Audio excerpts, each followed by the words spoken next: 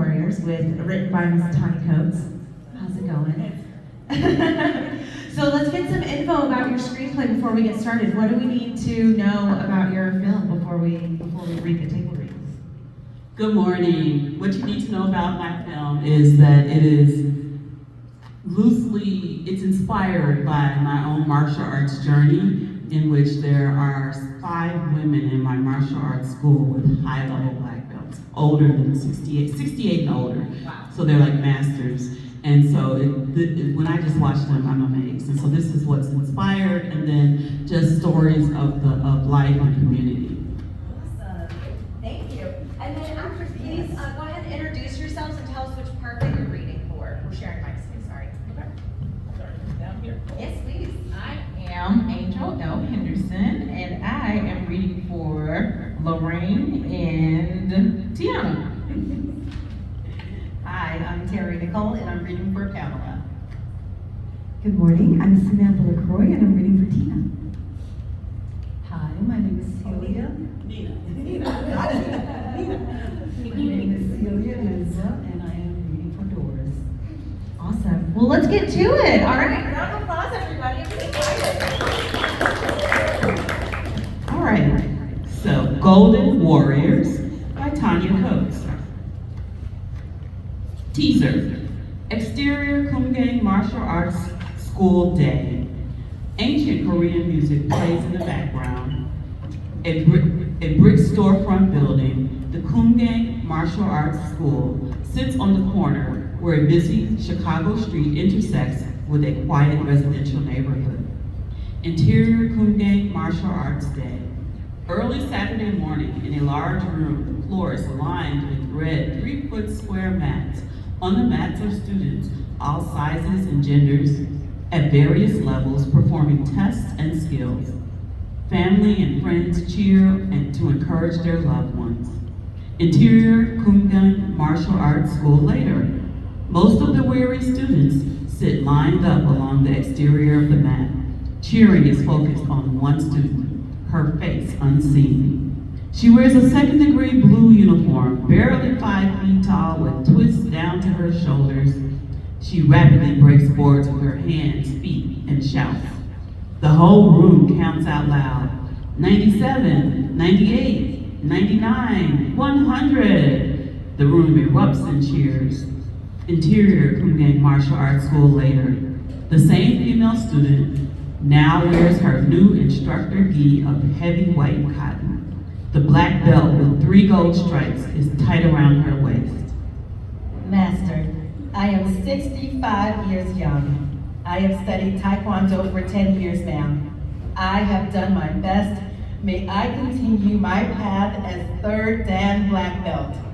She kneels on the floor in front of Master Nina Oweski, 40, as she touches a ceremonial sword on her shoulders and head. She tries to maintain her composure through her pride. Pamela Johnson, 65, African-American grandmother, short and compact, stands tall with dignity and turns to the audience. The guests in the room take a collective gasp and applaud.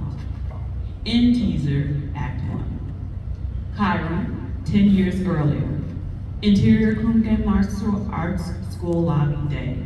On a warm September Saturday, Pamela Johnson, 55-year-old, enters the dojo accompanied by a young girl. Instructor Nina Oweski, Polish, tall and lean, 30-year-old with short cropped salt and pepper hair, sharp blue eyes, and thick accent at the check-in desk. Mistakes in her written dialogue are intentional. Miss Johnson, you all made it. So happy to see you. Pamela hesitates, takes Nina's hands, and then awkwardly bows. Yes, ma'am. We're ready. You get settled. Class starts in 10 minutes. Oweski steps to the front of the desk.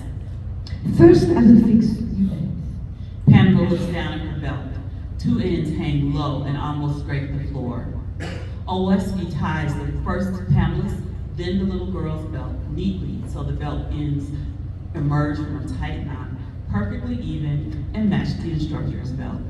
Thank you, ma'am. All righty. Pamela tugs the hand of her granddaughter Tiana Davis, 5-year-old, and attempts to lead her into the practice room. No, I don't wanna. Tiana scampers beyond Pamela, hugs her knees, and presses her head into Pamela's leg. She's a little afraid. Not afraid. Well, nervous? I am. A little. Old Wesley comes around the desk, squats down next to Tiana, and offers her hand. It's okay. We have fun. Interior Kungang Martial Arts School Gym, continuous. Old Wesley grabs Tiana's hand and leads her into the room, takes her to the mat, and introduces her to some of the other children in the class. Tiana keeps a firm hold on instructor Old Wesley's leg. Pamela follows and finds a place to set their bags and shoes. As she walks towards the mat, a group of more mature students, men and women, block Pamela's passage in various uniform colors, belts tied with various expertise. Oh, excuse me. Hello. Doris Jenkins, 66-year-old powerhouse with imposing stature and muscular build, is stern with an unwavering sense of justice, is fiercely protective of her friends, second degree. Lorraine Thompson, African-American, 45-year-old, lithe body, appears fragile, green belt. Sorry, we're so rude blocking you. No, I'm okay. Doris scrutinizes Pamela, then shoots out her hand. Doris, first day, huh? Pamela accepts Doris' hand, who squeezes a little too tight. Yeah, I'm excited. You look more scared. Pamela raises her hand in surrender. You got me. Pamela shakes her hand. Yes, we do have you, honey. Don't worry. You're gonna be just fine. I've only been here a few months and I've already moved up 4 belts. It's a breeze. Lorraine waves the tips of her green belt around proudly. She was a dancer, so yeah, she moves easily. Everything is laid out step by step. Just follow the masters and you'll get it. Nina stands like a lieutenant, arms crossed at the ready. We were all nervous on our first day. I'm just hoping not to hurt anything.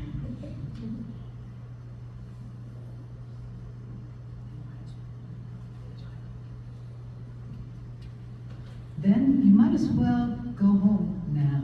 Stop trying to scare the woman. Just be honest. Just take some Advil. Tomorrow you'll feel a little sore. Nothing an Epsom sore won't fix it. Doris peeks distractedly at Tiana. They all follow her eyes. That your baby? Grand. You look too young for that. How many times do I have to tell you, Black don't crack. Cool. A couple of the kids she's talking to are grandchildren. She'll be fine. none for me yet. She's always reminding us how old we are. Instructor Old Wesley claps 2 targets together at the front of the class, startling Pamela. Class. Oh, I know. Okay, yes. Do whatever it is. I'll reach out. Okay.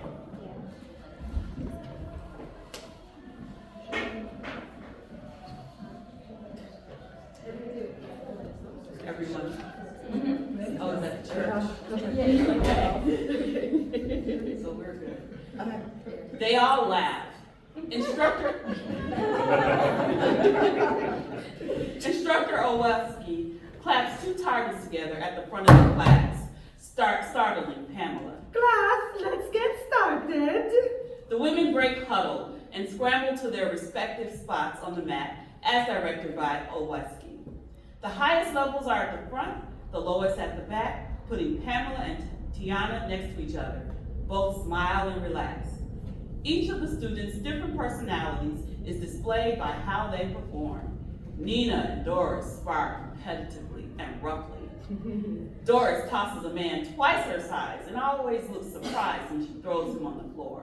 Then she offers her hand to help him up. Lorraine practices her form with some other students and looks more like a dancer than a fighter. A younger instructor teaches a very awkward Pamela and a less awkward Tiana their first new moves. Interior Kumgang Martial Arts School Lobby Day continues. Pamela and the other women say their goodbyes with hugs and camaraderie. Tiana, a ball of energy, runs and jumps in the lobby to show off her newfound skills. You did great. I'm gonna need that Tylenol and Epsom salt immediately. A couple of weeks, you won't feel it at all. Promise. Just keep focused on your purpose. Yeah, I will. I don't think I'll be as good as you all, though. Never as good as me. Belle? However. What made you try Hapkido? Pamela fingers a locket that hangs from her neck. Don't go giving the woman the 3rd degree. She's just mess. It's all right. I just want to learn a little self-defense. Pamela drops her hands and looks up, a little tearful. Tiana's mother, my daughter, died last year. Then my husband, a few months after that. Pamela purses her lips and takes a few steadying breaths. Been wallowing and needed an excuse to get out of the house. Oh my. Did something happen or natural cause? My daughter, she was caught up with some bad people, but ultimately it was her undoing. Nina softens, losing her military posture, places a hand on Pamela's shoulder. Felt helpless to protect her. My husband, I think he died of a broken heart. For the love of God. I feel vulnerable without him. Walking these streets alone with a baby at my age, I've got to make sure nothing happens to her. The ladies draw in closer, and Lorraine grabs Pamela's hand. You've got us now. Thanks. What y'all doing to my Nana? Tiana breaks into the circle of women. Baby, I'm okay. I'm just talking to my new friends. Tiana scowls up at them suspiciously. I'm Tiana, and I got new friends too. She points to the group of children. Welcome, dear. So glad to meet you. I'm hungry. Tiana pulls Pamela out of the huddle towards the door. Me too, baby girl. Bye. Let's go home. Tiana waves to the ladies, then runs with a flying leap and fist punch through the air. First time she's called my house. First, let's take a picture of your first date, huh? Before you leave. Nina pulls out a selfie stick, and they all lean in. The camera flashes. Kyron, present day. Exterior, Pamela's home, day. A working-class neighborhood on the south side of Chicago. The symmetrically arrayed block of 100-plus-year-old bungalows on postage-stamp-sized lots with well-manicured front lawns and the constant shade of senior trees. Interior, Pamela's living room, continuous. The living room of the small bungalow is neat, warm, and organized, with lots of family photos on the walls and tables, including the first day selfie of all the women. 2 5-feet-tall martial arts trophies flank the windows. It is early in the morning before Pamela's 3rd-degree testing, and she is preparing herself for the testing, getting dressed, stretching, pantomiming her routines. Tiana Davis, 15 years old, wearing medium knotless box braids, enters the room. You coming today, right? Wouldn't miss it, Nana. Tiana now towers over Pamela, throws her arms around her petite grandmother. Pamela pretends not to enjoy it. Oh, girl, don't play with me. Tiana's phone plays a tone. Tiana quickly drops her arms and pulls the phone from her pocket. She turns away from Pamela, smiling as she taps a response. Doesn't that boy have anything else to do but text you all the time? Just saying good morning. Pamela tries unsuccessfully to read the text over Tiana's shoulder. Funny that he even needs to. Seems like your phone was buzzing all night to early this morning. Sorry. Didn't mean to keep you up. Pamela moves her hands on her hips. No, I sleep light. Tiana smiles secretively as a text message lights up the screen. Roll by the gym. And don't you make a detour on the way to the dojo. Tiana looks up at Pamela, trying to hide her shock. I was young too. We just dropped notes in the mail slot. I'll come straight there after cheer practice. Tiana stuffs her phone back into her pocket. First boy comes sniffing, and y'all lose y'all entire minds. End scene.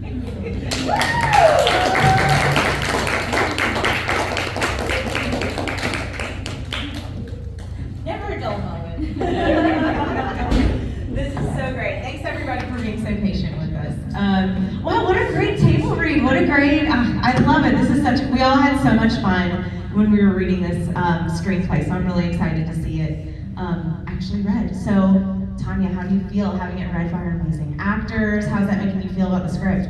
Well, of course, the actors are super amazing. I submitted because there was a couple of humorous bits, but they brought out even more humor than I even thought was in this. So I'm very grateful to hear it. Table reads always make you understand what's going on with your script.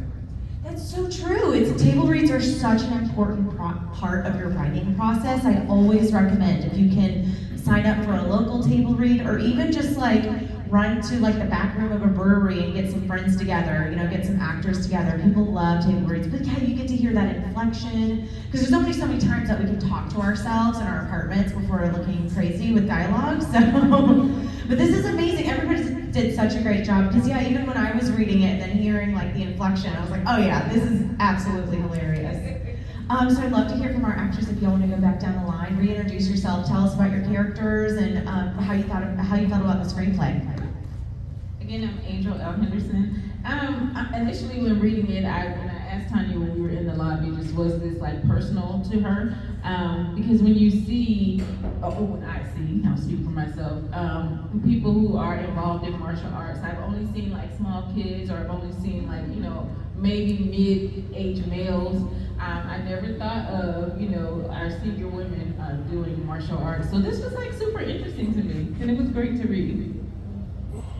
Hi, I'm Terry Nicole, and I was reading and laughing, and so to come and play it was really fun. I love the dignity that you gave to, I love the character I played, and the change in the age that like 10 years had passed, and how her confidence and her body and relationships had changed, and her security in the world. So I love seeing a woman kind of her hero and her journey.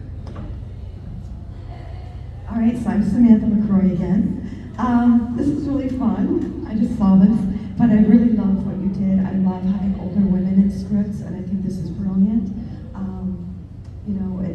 They're so underrepresented, and it's not fair, and so I love this. I liked my character. I love that she has a heart of gold inside, and that she kind of hides it at first, and then she's kind of gooey, like a warm brown. And I like that. That's what it is. Yeah. So you actually was a stand-in, but you are like my instructor. Exactly. Like if I show you a picture, you're like, oh, that's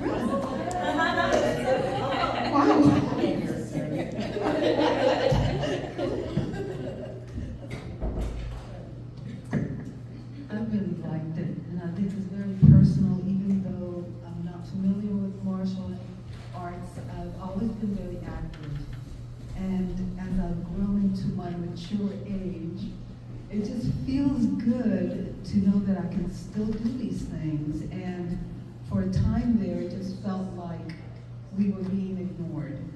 And now I feel good because all of a sudden there's this urge and this need to tell more stories like this about your mothers, your grandmothers. And like I said, I'm very active, and I was looking forward to wrestling with this guy.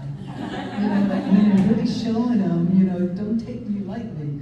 But anyways, you did a wonderful job, and thank you so much for the cast and including me. This is incredible. Yeah, of course. And then one thing I definitely want to point out, whenever you're doing your screenplay, whenever you're coming up with a story, you have a story to tell, you always want to ask, why this story? Why does it need to be told right now? And why am I the person to tell this story? And this is something that you immediately know the second that you read it. Because it is so important. Like having women in positions of power, having women in positions of being writers, having control of the script. Like really with my career took off when I took control of the narrative. I started writing, I started developing. I started a podcast. And so that's where any of my success started, is when we just started taking control of it. There's so many opportunities now for us to be able to put ourselves in those positions, and doing table reads like this, being able to pitch at Film Pitch ATL, which you're coming, I'll hold you to it. But this is why it's so important: diversity, equity, inclusion. I know everybody thinks those are bad words right now. Fuck that. Yeah, part of life. But no, thank you so much for this story. It's so beautiful, and that's the other thing, is I have not seen anything like this on screen. So this is why it's so important. My tagline is, the Golden Girls meet the Equalizer. Wow, what an amazing table read, amazing job, everybody. Round of applause for our actors.